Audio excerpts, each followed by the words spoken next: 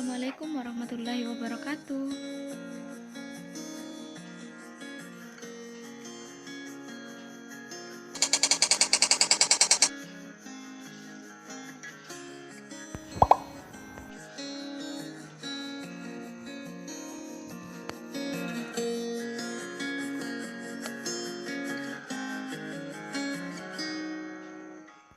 Apa sih itu penilaian kompetensi pengetahuan?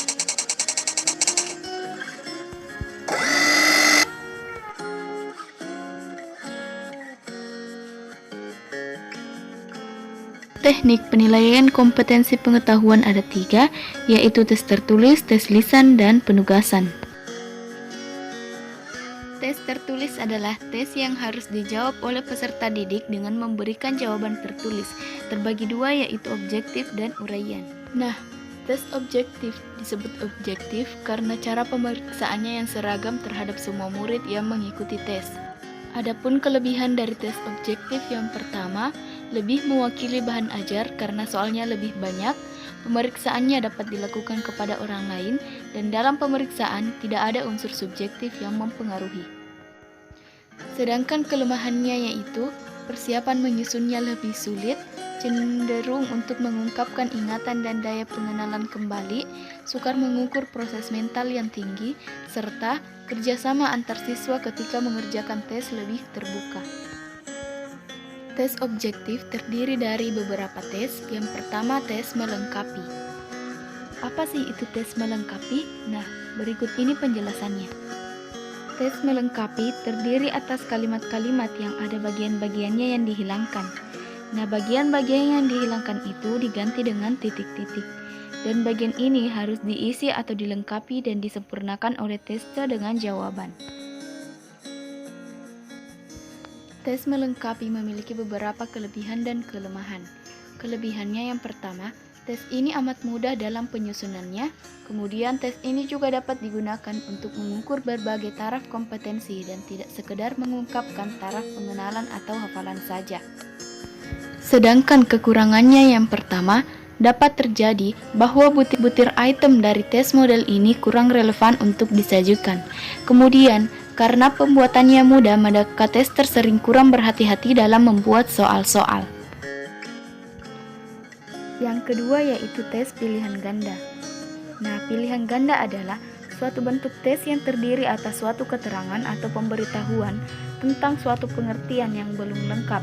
Dan untuk melengkapinya, harus memilih satu dari beberapa kemungkinan jawaban yang telah disediakan.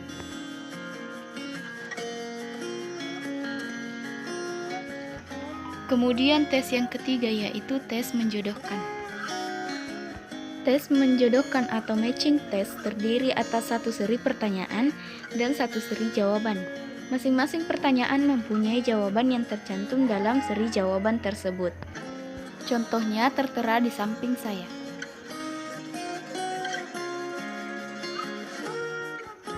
Kelebihan tes ini yaitu pembuatannya mudah, dapat dinilai dengan mudah dan cepat dan objektif. Apabila tes jenis ini dibuat dengan baik, maka faktor merubah praktis dapat dihilangkan. Dan tes ini sangat berguna untuk menilai berbagai hal. Sedangkan kelemahannya yaitu tes ini cenderung lebih banyak mengungkap aspek hafalan atau daya ingat. Karena mudah disusun, maka tes jenis ini kurang baik jika dijadikan pelarian bagi pengajaran. Kemudian, karena jawaban yang pendek, maka tes ini kurang baik untuk mengevaluasi pengertian dan kemampuan menilai tafsiran. Selanjutnya yaitu tes isian atau fill-in. Tes ini biasanya berbentuk cerita atau karangan. Kata-kata penting dalam cerita atau karangan itu beberapa di antaranya dikosongkan, sedangkan tugas tester adalah mengisi bagian-bagian yang telah dikosongkan itu. Kelebihannya, dengan menggunakan tes ini, maka masalah yang diwujudkan tertuang secara keseluruhan dalam konteksnya. Kemudian cara penyusunannya juga mudah dan butir-butir item tes objektif bentuk ini berguna sekali untuk mengungkap pengetahuan tester secara bulat dan utuh mengenai suatu hal atau suatu bidang. Sedangkan kelemahannya yaitu tes ini cenderung lebih banyak mengungkapkan aspek pengetahuan atau pengenalan saja. Tes ini juga sifatnya komprehensif, sebab hanya dapat mengungkapkan sebagian saja dari bahan yang seharusnya diteskan. Tes objektif yang terakhir yaitu tes benar-salah atau true-false. Tes bentuk benar-salah adalah salah satu bentuk tes objektif di mana butir-butir soal yang diajukan dalam tes hasil belajar itu berupa pernyataan atau statement. Pernyataan tersebut ada yang benar dan ada yang salah. Kelebihan tes ini yaitu pembuatan mudah, dapat dipergunakan berulang kali, dapat mencakup bahan pelajaran yang luas, tidak terlalu banyak memakan kertas, serta bagi tester cara mengerjakannya pun mudah. Sedangkan kekurangannya yaitu tes ini membuka peluang bagi tester untuk berspekulasi dengan memberikan jawaban. Kemudian sifatnya awal terbatas dalam arti bahwa tes tersebut hanya dapat mengungkapkan daya ingat dan pergerakan kembali saja, serta dapat terjadi bahwa butir-butir soal tes objektif jenis ini tidak dapat dijawab dengan dua kemungkinan saja, yakni benar dan salah. Tes tertulis yang kedua yaitu tes uraian. Tes uraian yaitu tes yang pertanyaannya membutuhkan jawaban uraian, baik bebas maupun terbatas. Di bawah ini merupakan contoh dari tes uraian bebas dan tes uraian terbatas.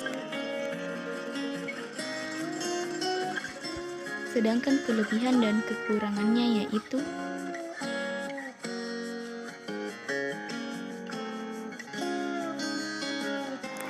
kemudian yang kedua yaitu tes lisan. Tes lisan ini merupakan suatu bentuk tes yang menuntut respon dari peserta didik dalam bentuk bahasa lisan.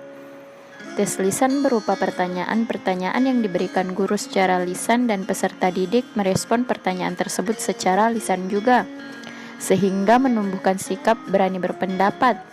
Jawaban dapat berupa kata, frase, kalimat, maupun paragraf. Tes ini termaksud kelompok tes verbal, yaitu tes yang soal dan jawabannya menggunakan bahasa lisan. Dari segi persiapan dan cara bertanya, tes lisan dapat dibedakan menjadi dua. Yang pertama yaitu tes lisan bebas, dan yang kedua yaitu tes lisan berpedoman. Tes lisan bebas artinya pendidik dalam memberikan soal kepada peserta didik tanpa menggunakan pedoman yang dipersiapkan secara tertulis. Sedangkan tes lisan berpedoman, pendidik menggunakan pedoman tertulis tentang apa yang akan ditanyakan kepada peserta didik. Dalam tes lisan ini sendiri tentunya memiliki beberapa kelebihan dan kekurangan. Kelebihan tes lisan diantaranya dapat menilai kemampuan dan tingkat pengetahuan yang dimiliki siswa, sikap serta kepribadiannya, karena dilakukan secara berhadapan langsung.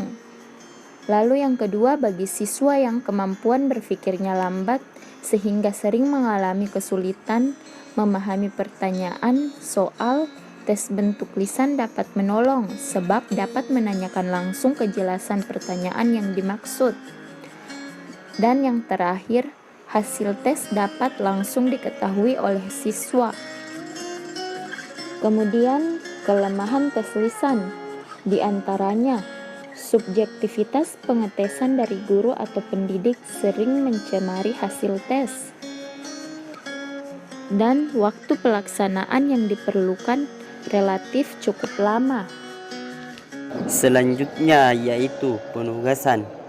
Penugasan atau pemberian tugas adalah cara dalam proses pembelajaran dengan cara memberikan tugas kepada peserta didik. Tujuan penggunaan metode penugasan yaitu menumbuhkan proses pembelajaran yang eksploratif, mendorong perilaku kreatif, membiasakan berpikir komprehensif,